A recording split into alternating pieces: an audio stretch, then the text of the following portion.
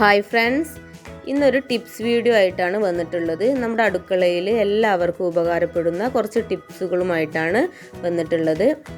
അപ്പോൾ ഇന്നത്തെ വീഡിയോ എല്ലാവർക്കും യൂസ്ഫുൾ ആവുന്നൊരു വീഡിയോ ആണ്. അപ്പോൾ എല്ലാവരും ഒന്ന് ലൈക്ക് ചെയ്ത് കാണാൻ ശ്രമിക്കുക. അടുക്കളയിൽ നമുക്ക് ഒരുപാട് സമയം ലാഭിക്കാൻ കഴിയുന്ന കുറച്ചധികം ടിപ്സുകളാണ് ഈ വീഡിയോയിൽ ഉൾപ്പെടുത്തിയിട്ടുള്ളത്. അപ്പോൾ നമുക്ക് നേരെ വീഡിയോയിലേക്ക് പോകാം. വീഡിയോയിലേക്ക് പോകുന്നതിന് മുമ്പായിട്ട് ഈ ചാനൽ ആദ്യമായിട്ടാണ് കാണുന്നതെങ്കിൽ ഒന്ന് സബ്സ്ക്രൈബ് ചെയ്യുക, വീഡിയോ ലൈക്ക് ചെയ്ത് കാണാൻ ശ്രമിക്കുക. ആദ്യത്തെ ടിപ്സ് എന്ന് പറയുന്നത്, നമ്മൾ വിമ്മൊക്കെ ഉപയോഗിക്കുന്ന സമയത്ത് നമ്മൾ ഡയറക്റ്റ് ഇങ്ങനെ വെച്ചിട്ട് യൂസ് ചെയ്യുകയാണെങ്കിൽ നമ്മുടെ വിമ്മ് കട്ട പെട്ടെന്ന് തന്നെ അലിഞ്ഞു പോകും. അപ്പോൾ അങ്ങനെ അലിയാതിരിക്കാൻ വേണ്ടിയിട്ട് ഇതേപോലെ ഒന്ന് റബ്ബർ ഇട്ടിട്ട് അതിന് മുകളിൽ നമ്മൾ വിമ്മ് വെക്കുകയാണെങ്കിൽ നമ്മുടെ വിമ്മിൻ്റെ കട്ട പെട്ടെന്നൊന്നും അലിഞ്ഞു പോകില്ല. അപ്പോൾ നമ്മുടെ വിമ്മിൽ അധികം വെള്ളം വരുന്നത് കൊണ്ടാണ് പെട്ടെന്ന് തന്നെ അലിഞ്ഞു പോകുന്നത്. ഇങ്ങനെ ചെയ്യുകയാണെങ്കിൽ സോപ്പൊന്നും അലിഞ്ഞു പോകില്ല. അപ്പോൾ എല്ലാവരും ഒന്ന് ഇതേപോലെ ഒന്ന് ചെയ്ത് നോക്കുക. ഇനി അടുത്ത ടിപ്സ്, നമ്മൾ സോക്സൊക്കെ മടക്കി വെക്കുമ്പോൾ ഉപയോഗിക്കാൻ പറ്റുന്ന ഒരു ടിപ്സാണ്. അപ്പോൾ സോക്സൊക്കെ നമ്മൾ സെപ്പറേറ്റ് ആയി പോവാതിരിക്കാൻ വേണ്ടിയിട്ട് ഇതേപോലൊന്ന് മടക്കിയതിന് ശേഷം ഇതേപോലൊന്ന് ഫോൾഡ് ചെയ്തെടുക്കുകയാണെങ്കിൽ നമ്മുടെ സോക്സ് നന്നായിട്ട് അടങ്ങി ഒതുങ്ങി അവിടെ കിടക്കും. നമ്മുടെ സോക്സിൻ്റെ പെയർ നമ്മളോട് മാറിപ്പോവുകയും വീണ് പോകുകയൊന്നുമില്ല. നല്ല നീറ്റായിട്ട് ഇതേപോലെ നമുക്ക് സോക്സൊക്കെ മടക്കി വെക്കാം. അപ്പോൾ ഈ സോക്സ് ഫോൾഡ് ചെയ്യുന്നത് ഒന്നും കൂടി ഒന്ന് കാണിക്കുകയാണ്.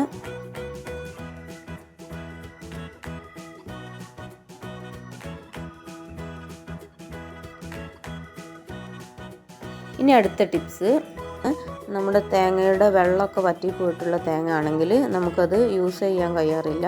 അപ്പോൾ അങ്ങനത്തെ തേങ്ങ യൂസ് ചെയ്യാനുള്ള ടിപ്സാണ്. വറ്റിപ്പോയിട്ടുള്ള തേങ്ങ നമുക്ക് ഇതേപോലെ ഒരു 10 മിനിറ്റ് വെള്ളത്തിലിട്ട് വെച്ചതിന് ശേഷം ചുരണ്ടി എടുക്കുകയാണെങ്കിൽ നമുക്കിത് യൂസ് ചെയ്യാം. സാധാ തേങ്ങ പോലെ തന്നെ ഉണ്ടാകും. അപ്പോൾ വെള്ളം വറ്റിപ്പോയിട്ടുള്ള തേങ്ങകളൊക്കെ ഇതേപോലെ വെള്ളത്തിലിട്ട് വെച്ചിട്ട് നമുക്ക് യൂസ് ചെയ്യാവുന്നതാണ്.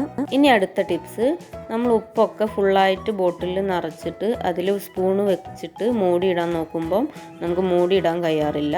അപ്പോൾ അങ്ങനത്തെ സമയത്തൊക്കെ നമ്മൾ ചെയ്യാനുള്ള ഒരു ടിപ്സാണ്. ആ സ്പൂണൊന്ന് തല തിരിച്ചിട്ട് ഇതേപോലെ വെക്കുകയാണെങ്കിൽ നമുക്ക് ഈസി ആയിട്ട് ആ ബോട്ടിലിന് മൂടിയിടാൻ കഴിയും. അപ്പോൾ സ്പൂൺ ഇങ്ങനെ തിരിച്ചിടുകയാണെങ്കിൽ നമുക്ക് എളുപ്പത്തിൽ തന്നെ ബോട്ടിലിൻ്റെ മൂടി അടയ്ക്കാനും തുറക്കാനൊക്കെ കഴിയും. അപ്പോൾ എല്ലാവരും ഒന്ന് ഇതേപോലെ ഒന്ന് ട്രൈ ചെയ്ത് നോക്കുക.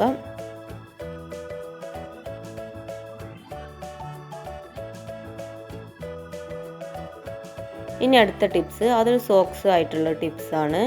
നമുക്ക് പഴയ ഒരു സോക്സ് ഉണ്ടെങ്കിൽ നമുക്ക് ക്ലീൻ ചെയ്യാനൊക്കെ നല്ല എളുപ്പമാണ്. പൊടികളൊക്കെ തുടച്ചെടുക്കാൻ വേണ്ടിയിട്ട് ഈ സോക്സ് മാത്രം മതി. അപ്പോൾ നമുക്ക് ആദ്യം തന്നെ ഈ സോക്സ് ഒന്ന് നനച്ചെടുക്കാം. ഈ സോക്സ് എന്നിട്ട് നമുക്ക് ഗ്ലൗ പോലെ ഇതേപോലെ കൈക്ക് ഇങ്ങനെ ഇട്ട് കൊടുത്തിട്ട് നമുക്ക് ജനൽ കമ്പിയിലുള്ള പൊടികളൊക്കെ എളുപ്പത്തിൽ തന്നെ തുടച്ചെടുക്കാൻ കഴിയും. അപ്പോൾ നമ്മൾ തുണിയൊക്കെ ഉപയോഗിച്ചിട്ട് തുടച്ചെടുക്കുമ്പോൾ നല്ല ബുദ്ധിമുട്ടാണ്.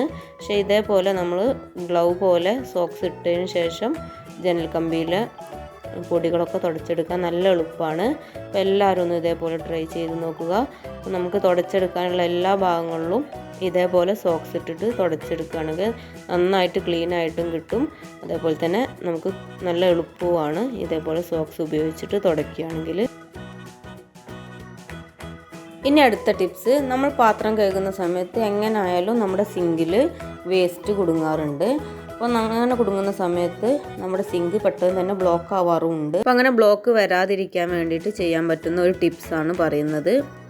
അതേപോലെ സിങ്കിൽ ഇതേപോലെ വീണ് കിടക്കുന്ന വേസ്റ്റ് എടുക്കാനും ചിലർക്കൊക്കെ മടിയാണ്. അപ്പോൾ അങ്ങനെയുള്ളവർക്ക് പറ്റുന്ന ഒരു ടിപ്സാണ് പറയുന്നത്. അപ്പോൾ സിങ്കിലേക്ക് ഇതേപോലെ ഒരു ഓട്ടക്കൊട്ട ഇറക്കി വെക്കുക. അതിനുശേഷം നമ്മൾ പാത്രം കഴുകുകയാണെങ്കിൽ വേസ്റ്റുകളൊക്കെ ഈ ഒരു ഓട്ടക്കൊട്ടയിലേക്ക് മാത്രമാണ് വേസ്റ്റൊക്കെ പോവുക. അപ്പോൾ സിങ്കൊന്നും ബ്ലോക്ക് ആകുകയില്ല.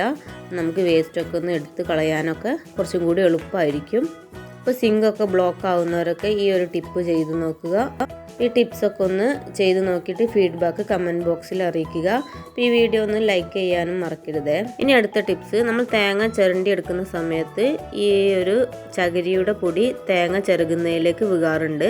അപ്പോൾ അങ്ങനെ വീകാതിരിക്കാൻ വേണ്ടിയിട്ട് നമ്മൾ തേങ്ങ പൊട്ടിക്കുന്നതിന് മുമ്പായിട്ട് അത് നന്നായിട്ടൊന്ന് വാഷ് ചെയ്തെടുക്കുകയാണെങ്കിൽ തേങ്ങയിലേക്ക് തേങ്ങയുടെ ചകിരിയുടെ പൊടി വീകൂല.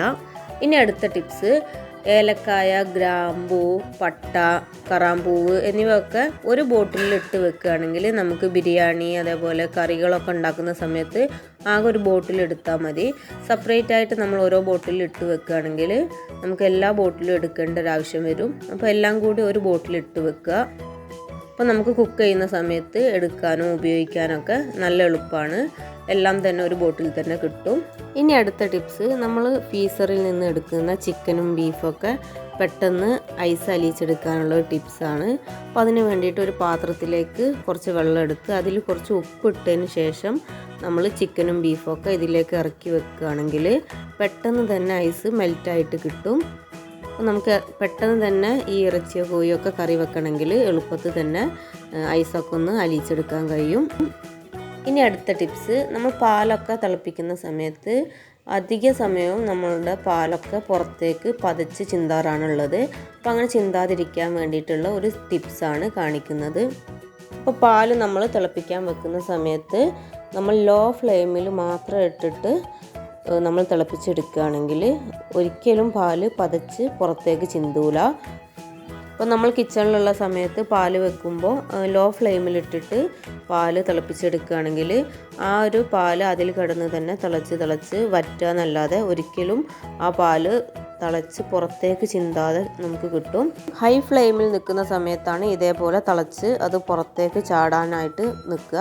നമ്മൾ ലോ ഫ്ലെയിമിലാണെങ്കിൽ പാൽ അതിൽ നിന്ന് തിളച്ച് വറ്റുകയാണ് ചെയ്യുക, പുറത്തേക്ക് ചിന്തൂല. അപ്പോൾ എല്ലാവരും ഒന്ന് ഈ ടിപ്പ് ഒന്ന് ട്രൈ ചെയ്ത് നോക്കുക.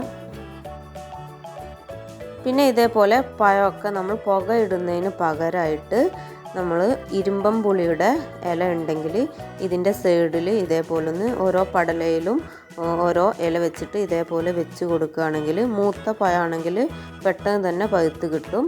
അപ്പോൾ നമുക്ക് പുക ഇടേണ്ട ആവശ്യമൊന്നും വരുന്നില്ല.